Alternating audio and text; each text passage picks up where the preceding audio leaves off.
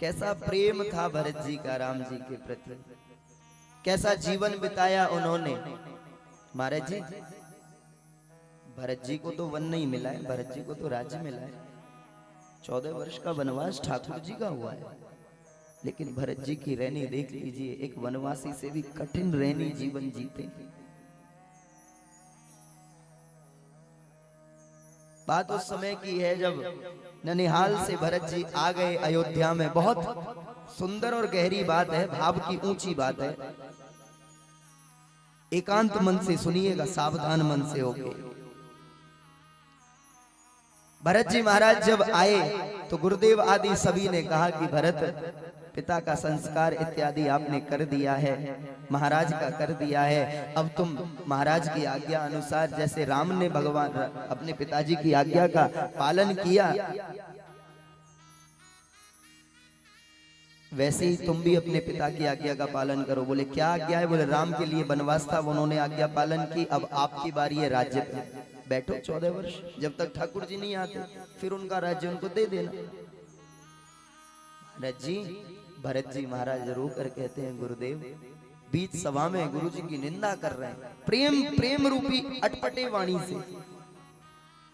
भरत जी महाराज कहते हैं, गुरुदेव, सब मुझे पता था, सब यही कहेंगे कि भरत, तुमको पिताजी ने राज्य दिया है, तुम सिंहासन पर बैठो, लेकिन गुरुदेव मेरा मन कहता था गुरुदेव इस अन्याय का समर्थन नहीं करेंगे, ये मेरा अधिकार ही नहीं है, तो कैसे कह सकते हैं कि भरत इस पर बैठ।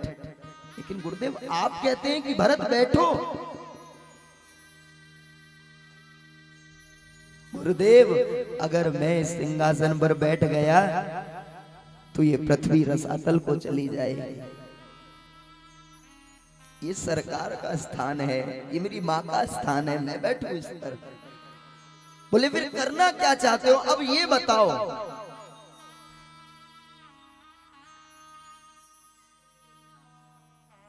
आपुनि दारुनि दीनता।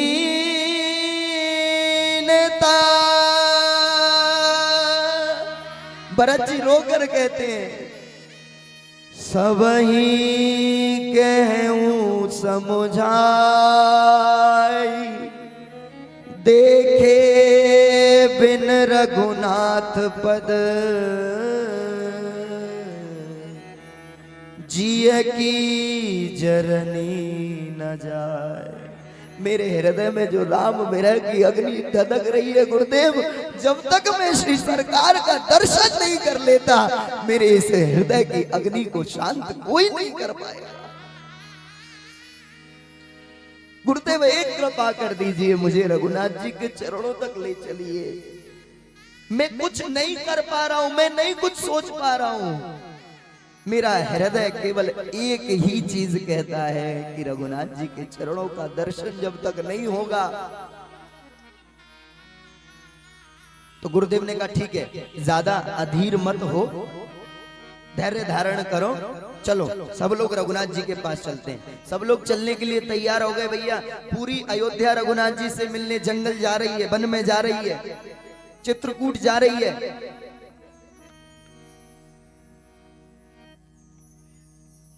गुरुदेव ने कहा, जहां तक सरकार रथ पर बैठकर गए हैं, भरत जी आप वहां तक तो रथ पर बैठकर चल ही सकते हैं। भैया, हृदय विदीर्ण करने वाली बात कही श्री भरतलाल जी ने। सरकार, गुरुदेव आपकी मति को हो क्या गया है, आपको हो क्या गया है?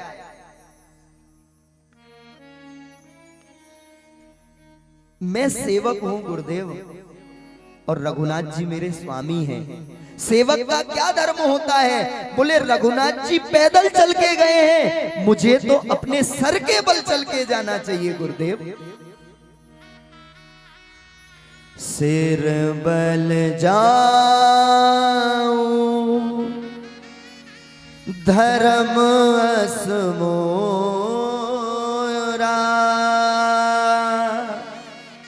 सब ते सेवक धर्म कठोरा, सब ते। हे सरकार, धर्म सेवक का धर्म ऐसे नहीं है, सेवक ऐसे ही नहीं बन जाता कोई रघुनाथ जी का, कृष्ण का सेवक ऐसा बनना आसान नहीं है। भरत जी कहते हैं सरकार पैदल चल के गए गुरुदेव, मुझे सर के बल चल के जाना चाहिए, लेकिन धिक्कार है भरत को। भरत जी अपने आप को धिक्कार दे, कहते धिक्कार है मुझे, मैं सेवक धर्म में कच्चा साबित हो गया।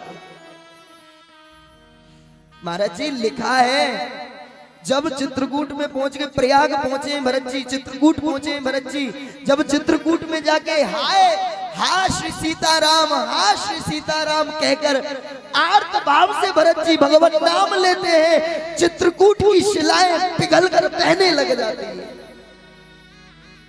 ऐसा मेरा चित्रकूट के सभी ऋषि मुनि कहने लगे, बोले अब तो रघुनाथ जी को लौट ही जाना चाहिए, हमसे भरत जी का दुख देखा नहीं जाता, इनका आर्त भाव हमारे हृदय को विदीर्ण कर रहा है।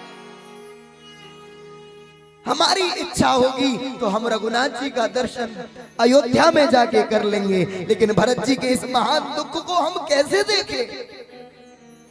जंगल के कोल भील रोकर कहने लगे, नहीं रघुनाथ जी आप भरत जी के साथ अन्याय कर रहे हैं, भरत जी अगर आपको अयोध्या ले जाने आए हैं तो हमारी विनती है आप चले जाइए। सब भरत जी के पक्ष में है भैया। भरत जी ने सोचा गुरुदेव हमारी साइड लेंगे, गुरुदेव हमारा पक्ष लेंगे, लेकिन गुरुदेव तो पहले ही अपनी मति हार चुके हैं और कह चुके हैं जो भरत कहेंगे वही सभी वेद आदि शास्त्रों का सिद्धांत है। राम जी को स्मरण आया, हमारे ससुर विधेयराज है, ये रोने गाने वालों में से नहीं है, ये हमारा पक्ष लेंगे। भगवान ने इशारों में भैया जनक जी से कहा, बोले आप तो हमारा पक्ष लो। विधेयराज जनक ने भी हाथ खड़े कर दिए, बोले राम लला भरत के निश्चल प्रेम के आगे हम ज्ञानियों की बुद्धि भी थक कर रह गई। अब निर्णय केवल भरत जी पर है, होगा क्या। अच्छा, रघुनाथ जी के दो वोट ऐसे हैं जो कभी उनके विपरीत नहीं जाते। कौन से? एक श्री लखनलाल जी और एक श्री प्रिया जी। लेकिन मन ही मन लखनलाल और प्रिया जी भी, प्रिया जी तो कहने लगी मन ही मन, बोलिए करुणा निधान भक्त वत्सल भैया भरत को इतना रुला क्यों रहे, इनकी बात मान क्यों नहीं लेते। रघुनाथ जी ने कहा अरे ये तो भीतर ही भीतर ये भी उनके पक्ष में ही चले गए। रघुनाथ जी कहने लगे भैया वोटों का जमाना नहीं है, नहीं तो हमारी तो जमानत भी जब्त हो जाती। सब भरत जी के पक्ष में है महाराज जी। अब भरत जी पर बात टिकी है, सब देवता देख रहे हैं कि रावण का अभी अत्याचार और सहना पड़ेगा क्या, क्योंकि भरत जी तो लेने आए और अब सबने कह दिया जो भरत कहेंगे वही होगा। रघुनाथ जी ने भी कहा हाँ भरत जो तुम कह दोगे वही मैं मानूंगा, बोलो तुम क्या बोलना चाहते हो। क्या गजब की बात कही है, सेवक को यही बोलना चाहिए, एक भक्त को एक शरणागत को तो यही बोलना चाहिए। भरत जी सावधान हो गए और भरत जी ने मन में विचार किया मेरा धर्म सेवक धर्म है, दास धर्म है, और दास अपनी खुशी के लिए अपने स्वामी को संकोच में डाले उसके तो धर्म का नाश ही हो जाएगा। भरत जी सावधान हो गए और भरत जी ने ये नहीं कहा सरकार आप अयोध्या चलिए मैं आपको लेने आया हूं। भरत जी ने क्या कहा महाराज जी राम जी से,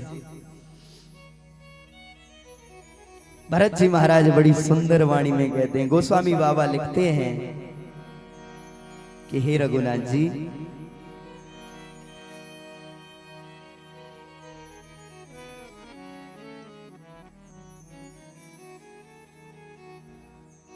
करुणा सागर कीजिए सोई जो, हे प्रभु आप मेरी खुशी का, मेरी प्रसन्नता का या मेरे सुख का विचार मत कीजिए।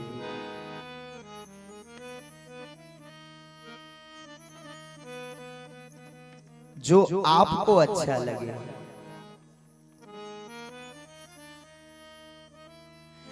जो प्रभु प्रसन्न मन होई,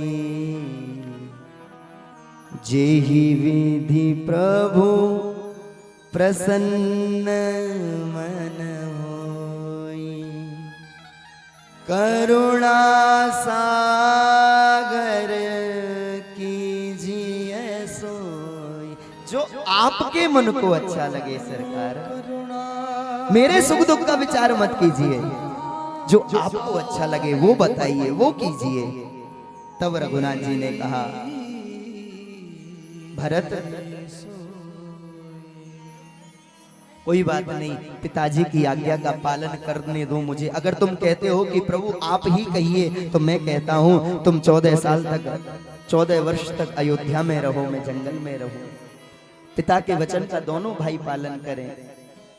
भरत जी महाराज चरण पादुका लेके आ गए। महाराज जी, अब मैंने ये कथा इस बात पे सुनाई कि आचार्यों ने ठाकुर जी के विरह में, ठाकुर जी की साधन में, ठाकुर जी की प्राप्ति में, ठाकुर जी के प्रेम में कैसा जीवन बिताया।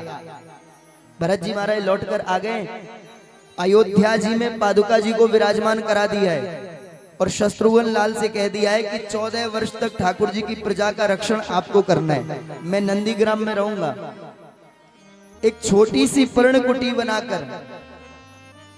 श्री भरत जी महाराज जैसे रघुनाथ जी जंगल में अपना जीवन बलकल वस्त्र आदि धारण करके रहते हैं, वनवासियों जैसा जीवन जीते हैं, ऐसे ही श्री भरतलाल जी अपना जीवन वनवासियों की तरह जीते हैं।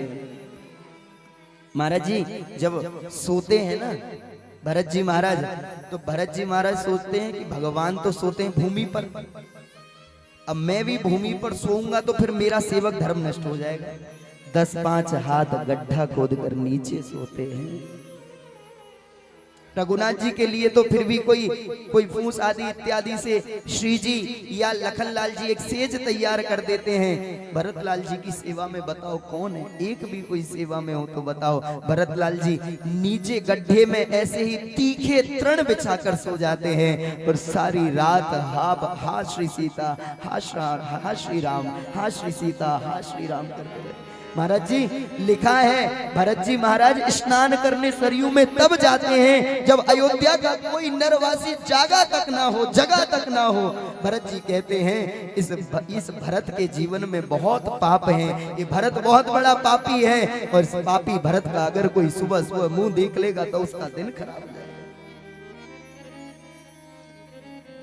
भरत जी महाराज कहते हैं मुझसे बड़ा पापी कौन होगा जो मेरे लिए रघुनाथ जी वन में गए। आज न मैं होता, न मेरी माँ मेरे लिए राज्य मांगती और रघुनाथ जी वन में जाते। सबसे बड़ा दोषी तो मैं हूँ।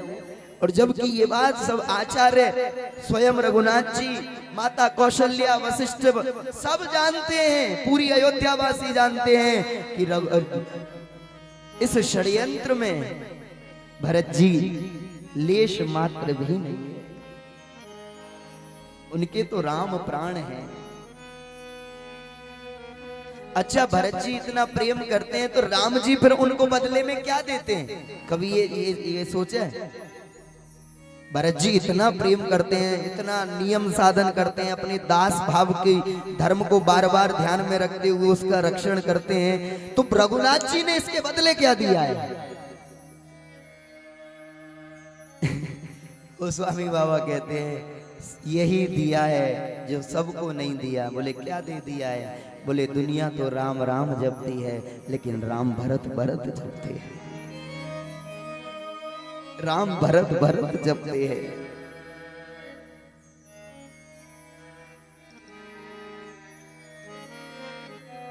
साधक का जीवन प्रभु की प्रसन्नता के लिए होना चाहिए। यही भरत जी वाला धर्म ही हमारी गोपांगनाओं का धर्म है।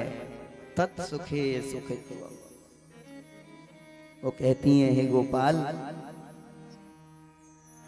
आप जिसमें प्रसन्न रहो, आप जिसमें राजी रहो, आपके मुखारविंद पर जिस भी भांति मुस्कुराहट आ जाए मैं वही करूंगा।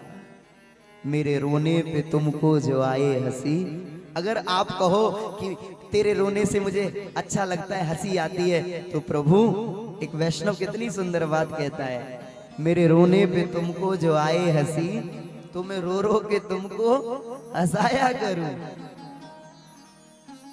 तेरे चरणों की धूली को चंदन समझ मैं तो माथे पे अपने सजाया। प्रेमी वो होता है, आशिक वो होता है, आजकल के आशिक नहीं होते। आजकल क्या होता है प्रेम में, बोले जो हमें अच्छा लगे प्रेमी वो करे। लेकिन गोपियां क्या कहती हैं, हे सरकार जिसमें आपकी प्रसन्नता हो हम वो करें। यही अंतर है गोपांगनाओं के प्रेम में और हमारे प्रेम में।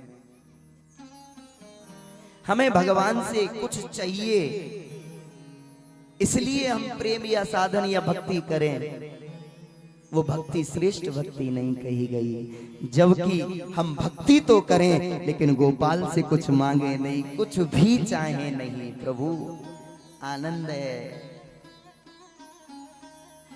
एक बात कहूं, दुनिया की कुछ चीज मांगकर आप बहुत बड़ा घाटा कर लेते हैं। क्योंकि दुनिया की कोई भी चीज पाना, कोई भी समृद्धि पाना, सफलता पाना कोई बड़ी बात नहीं है। उसके लिए तो कुछ ही पुरुषार्थ की आवश्यकता है। महाराज जी सब कुछ है संसार में, सकल पदार्थ या जग माही, कुछ भी पा सकते हो आप। उसके लिए ठाकुर जी की निष्काम भक्ति इत्यादि आप पुरुषार्थ से भी पा सकते हो।